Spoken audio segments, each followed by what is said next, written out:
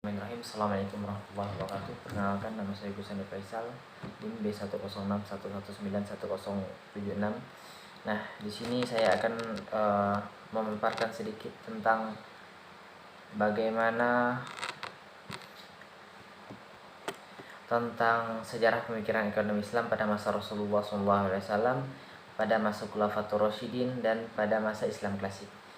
Yang pertama yaitu sejarah pemikiran pada masa Rasulullah SAW. Di sini ada prinsip pokok kebijakan ekonomi pada masa kenabian, yaitu pada masa Nabi Muhammad SAW adalah yang pertama yaitu Allah Subhanahu Wa Taala adalah penguasa tertinggi sekaligus pemilik absolut seluruh alam semesta. Dan yang kedua yaitu manusia adalah khalifah Allah di muka bumi, bukan pemilik yang sebenarnya. Yang ketiga, semua yang dimiliki dan didapatkan manusia adalah atas rahmat Allah. Dan yang keempat, kekayaan yang harus berputar dan tidak boleh ditimbun. Yang kelima, eksploitasi ekonomi dalam segala bentuknya harus dihilangkan. Yang keenam, menerapkan sistem warisan sebagai media retribusi kekayaan yang dapat mengeliminasi konflik individu. Yang ketujuh, menetapkan berbagai bentuk sedekah baik yang bersifat wajib maupun sukarela. Nah, pada masa Rasulullah SAW ini sumber penerimaan negara itu didapatkan dari kaum musliminnya, yaitu yang pertama dari zakat fitrah, usur 5-10%, wakaf, amwal fadl, nawaib, sodakoh, humus. Dan dari kaum yang non muslim yaitu yang pertama ziyah, kharaj, dan usur. Yang pendapatan umumnya itu dari yang pertama yaitu dari ganimah, fai, uang tebusan, pinjaman dari kaum muslimin atau non muslim, dan hadiah dari pemimpin negara lain. Nah, untuk sumber penerimaan negara dari kaum muslimin ini, yang pertama itu zakat. Zakat adalah suatu kewajiban seorang muslim apabila hartanya telah memenuhi nisab atau batas minimal haul waktu 1 tahun dan kepemilikan mutlak. Yang kedua yaitu zakat fitrah. Zakat fitrah ini adalah kewajiban seorang muslim yang dikeluarkan pada bulan Ramadan. Yang ketiga, usur, yaitu biaya masuk bagi perdagangan. Yang keempat, itu ada wakaf, yaitu harta yang dikeluarkan oleh kaum muslim di mana pokok hartanya itu tidak boleh berkurang. Dan yang kelima, ada amwal fadla, yaitu harta waris dari seorang muslim yang memiliki ahli waris. Yang keenam, nawaib, yaitu pajak tambahan dikenakan kepada individu muslim yang kaya. Yang kelima, ada sedekah, yaitu harta yang dikeluarkan oleh kaum muslim yang bersifat sukarela. Dan humus, yaitu pajak proporsional yang diterapkan kepada barang temuan dan barang tambang. Nah, sementara itu sumber pendapatan negara dari kaum non muslim dan umum, dari kaum non muslim yaitu ada jizyah, yaitu pajak yang harus dibayarkan oleh individu non muslim sebagai kewajiban seorang warga negara dan negara pada pemerintah Islam. Yang kedua yaitu ada kharaj, yaitu yang dimana pajak terhadap tanah yang dikelola oleh non muslim. Yang ketiga itu ada usur, yaitu biaya masuk bagi perdagangan. Untuk sumber penerimaan negara yang bersifat umum ada ghanimah, yaitu harta rampasan perang yang diperoleh dengan jalan berperang. Yang kedua ada fai, yaitu harta rampasan perang yang diperoleh dengan jalan damai. Yang ketiga ada uang tebusan. Uang tebusan ini adalah uang yang dibayarkan pihak lawan untuk menebus tentara yang disandra. Yang keempat ada pinjaman. Nah, pinjaman ini dari kaum muslim atau non muslim. Yang kelima ada hadiah. Hadiah ini didapat dari pemimpin atau pemerintah negara lain. Nah, itu adalah sejarah singkat sejarah singkat pemikiran ekonomi Islam pada masa Rasulullah. Nah, selanjutnya adalah sejarah pemikiran ekonomi Islam pada masa Khulafatur Rasyidin, yaitu yang pertama pada masa kekhalifahan Abu Bakar As-Siddiq, yang dimana Abu Bakar As-Siddiq ini mendapat kepercayaan pertama dari kalangan Muslim untuk menggantikan Rasulullah SAW setelah beliau wafat. Kemudian langkah-langkah yang dilakukan oleh Abu Bakar radhiyallahu anhu dalam menyempurnakan ekonomi Islam adalah yang pertama yaitu melakukan penegakan hukum terhadap pihak yang tidak mau membayar zakat. Abu Bakar ini terkenal dengan keakuratan dan ketelitian dalam mengelola dan menghitung zakat. Nah, dan beliau juga melakukan pengembangan Baitul Mal dan pengangkatan penanggung jawab Baitul Mal secara individu. Abu Bakar adalah seorang praktisi akad-akad perdagangan. Selanjutnya itu sejarah pemikiran ekonomi Islam pada masa Khalifah Umar bin Khattab radhiyallahu anhu. Umar bin Khattab yang merupakan sahabat Nabi sallallahu alaihi wasallam. Nah, Umar bin Khattab memerintah selama 10 tahun. Umar ini banyak melakukan inovasi pada kebijakan sebelumnya. Semakin luas wilayah kekuasaan, Umar ini mulai memberlakukan administrasi negara dan membentuk jawatan kepolisian. Dalam bidang perdagangan, Umar menyempurnakan hukum perdagangan tentang pajak dan mendirikan pasar-pasar sebagai penggerak roda perekonomian rakyat. Pada masa Umar ini juga terjadi kenaikan harga yang terlalu tinggi pada barang-barang, sehingga beliau ini menerapkan kebijakan untuk tidak melakukan transaksi selama 3 hari berturut-turut terhadap barang tersebut.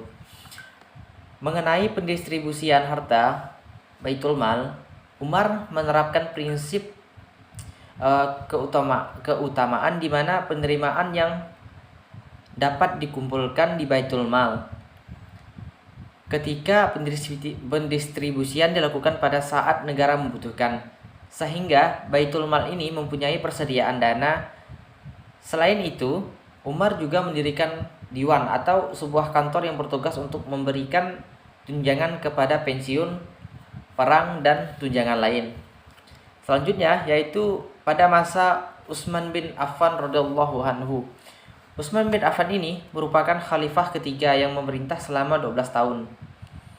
6 tahun pertama beliau melakukan penataan administrasi seperti Khalifah Umar karena kekuasaan Islam semakin luas.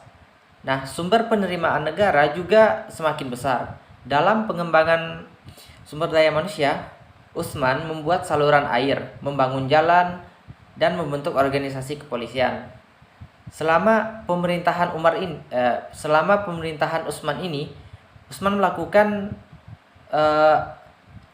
administrasi tingkat atas dan mengganti beberapa gubernur. Dalam pengelolaan tanah negara, beliau membagikannya kepada 8 asnaf. Nah, Utsman juga menggunakan prinsip keutamaan seperti Umar dalam pendistribusian harta Baitul Mal. Memasuki 6 tahun kedua, tidak terdapat perubahan dalam hal perekonomian. Nah, selanjutnya itu pada masa kekhalifahan Ali bin Abi Thalib. Nah, yang di mana Ali bin Abi Thalib ini merupakan salah satu sahabat Nabi sallallahu alaihi wasallam dan keponakan Nabi. Kebijakan yang dilaksanakan pada masa Ali bin Abi Thalib yaitu beliau mengedepankan prinsip pemerataan dalam pendistribusian kekayaan negara seperti halnya yang diterapkan pada masa Abu Bakar, menetapkan pajak terhadap para pemilik kebun dan mengizinkan pemungutan zakat terhadap sayuran segar, dan melakukan kontrol pasar dan memberantas pedagang licik, penimbunan barang, dan pasar gelap. Membentuk petugas keamanan yang disebut dengan syurthah atau polisi yang dipimpin oleh sahibus syurthah serta ketat dalam menangani keuangan negara dan melanjutkan kebijakan Umar. Nah, selanjutnya itu adalah sejarah pemikiran ekonomi Islam pada masa Islam klasik. Yang pertama yaitu pada masa Abu Yusuf. Abu Yusuf ini merupakan seorang fuqaha. Sesungguhnya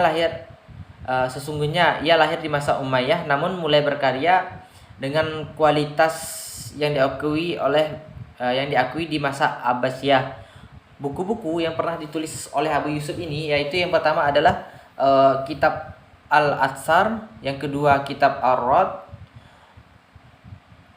yang ketiga kitab Ikhtilaf Ibni Abi Hanifah wa Laila, yang keempat yaitu kitab Al-Haraj. Adapun yang menjadi kekuatan utama pemikiran Abu Yusuf adalah dalam permasalahan keuangan publik dengan daya observasi dan analisisnya. Abu Yusuf menguraikan masalah keuangan dan menunjukkan beberapa kebijakan yang harus diadopsi bagi pertumbuhan ekonomi dan kesejahteraan rakyat. Beliau melihat bahwa sektor negara sebagai satu mekanisme yang memungkinkan warga negara melakukan campur tangan atas proses ekonomi. Nah, mekanisme pengaturan dalam menentukan tingkat pajak yang sesuai dengan dan seimbang dalam upaya menghindari perekonomian negara dari ancaman resesi. Yang pertama yaitu menggantikan sistem wazifah dengan sistem muqasamah. Wazifah dan muqasamah merupakan istilah dalam membahasakan sistem pemungutan pajak. Yang kedua yaitu membangun fleksibilitas sosial. Yang ketiga, membangun sistem politik dan ekonomi yang transparan. Dan yang keempat, menciptakan sistem ekonomi yang otonom. Oke, nah yang selanjutnya yaitu pemikiran ekonomi dari Abu Ubaid. Abu Ubaid ini merupakan salah satu pakar pemikir ekonomi klasik yang dimana beliau lebih cenderung membicarakan tentang masalah keuangan publik dan implementasinya dalam sebuah sistem ekonomi. Beliau lebih menekankan kepada prinsip keadilan yang menjadi prinsip utama dalam melangsungkan pola pemikirannya itu. Nah, salah satu karya yang terkemuka dari Abu Ubaid adalah kitab Al-Amal, yang mana kitab tersebut pada dasarnya menjelaskan terhadap pelaksanaan distribusi kekayaan secara adil dan merata. Beliau juga menawarkan pandangan yang radikal tentang pemberian terhadap seorang dari para penguasa. Itu diberikan sesuai dengan beberapa besarnya pengabdian yang telah diberikan pada masyarakat itu sendiri. Dan juga Abu Ubaid ini sangat memperhatikan bahwa dalam pendistribusian suatu harta tidak boleh menguntungkan suatu pihak. Karena itu, menurutnya pemerintah harus mengatur harta kekayaan masyarakat agar selalu difungsikan secara baik agar tercapai kemakmuran bagi seluruh komponen masyarakat. Nah, mungkin cukup sekian yang dapat saya sampaikan tentang sejarah pemikiran ekonomi Islam pada masa Rasulullah, pada masa Khulafatur Rasyidin, dan pada masa Islam klasik. Kurang dan lebihnya saya mohon maaf. Wassalamualaikum warahmatullahi wabarakatuh.